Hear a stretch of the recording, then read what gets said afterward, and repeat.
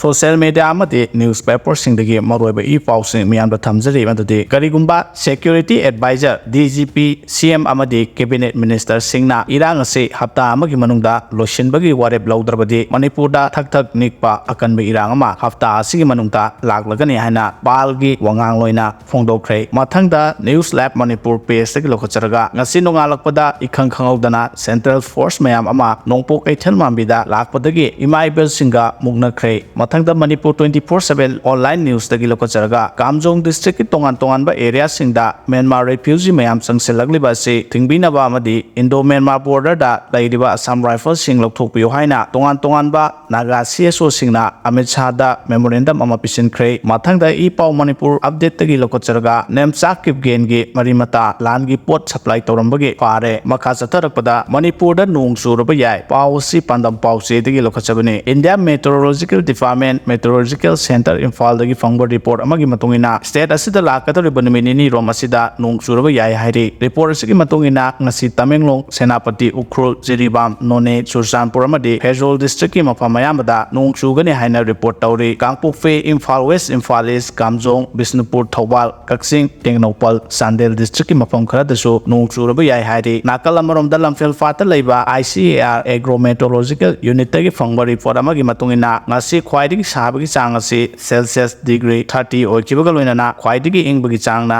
Celsius degree 23 oikia haina report asina makha tare